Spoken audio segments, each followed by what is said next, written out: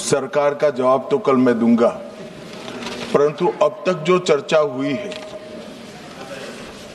उसमें कुछ चीजें ऐसी उभर कर आई है जिसको सुनकर मुझे लगता है कि आज रात के लिए भी देश की जनता में कोई भ्रांति नहीं रहनी चाहिए। तो वो चीजों की स्पष्टता करने के मर्यादित उद्देश्य से मैं यहां पर खड़ा हुआ हूं। माननीय अध्यक्ष जी, एक सबसे बड़ा नैरेटिव खड़ा किया जा रहा है, भ्रांति फैलाई जा रही है कि ये जो 3 विधेयक है, संविधान संशोधन विधेयक और 2 कानून डिलिमिटेशन का और संघ क्षेत्र के चुनाव के कानून में बदलाव, वो आने से दक्षिण की क्षमता लोकसभा में बहुत कम हो जाएगी और हमारे दक्षिण के राज्यों को बहुत बड़ा नुकसान होगा। मान्यवर, मैं बिल जो सदन के सामने है, अब सदन की प्रॉपर्टी है, इसका प्रैक्टिकल इंटरप्रिटेशन कर कुछ चीजों को मैं बताना चाहता हूं। कर्नाटक राज्य में 543 के सदन में अभी 28 सीटें और सदन की 543 सीटों की संख्या के 5.15% कर्नाटक के सांसद यहां पर आते हैं।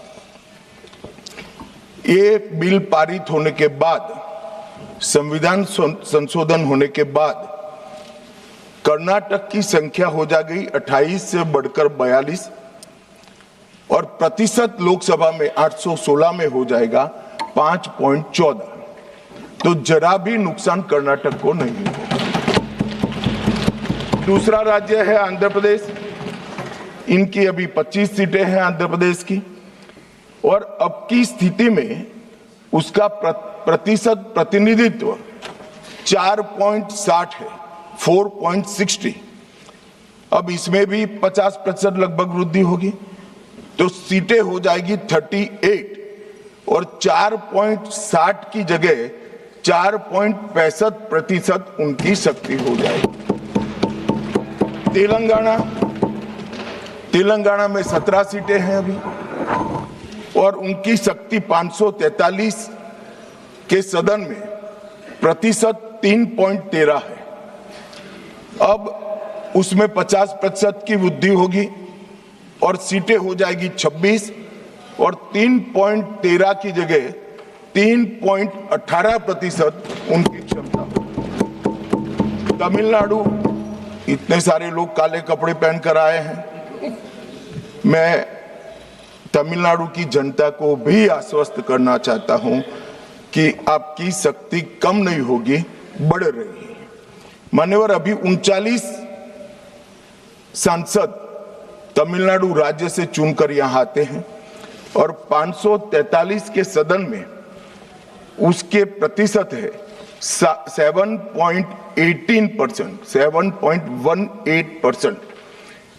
और अब 50% वृद्धि के बाद सांसद लगभग हो जाएंगे 59 और इनकी नए सदन में 816 के सदन में प्रतिशत में संख्या हो जाएगी 7.23। मैं फिर से एक बार रिपीट करना चाहता हूं, अभी तमिलनाडु की सदन में प्रतिशत स्ट्रेंथ 7.18% है, वो बढ़कर हो जाएगी 7.23।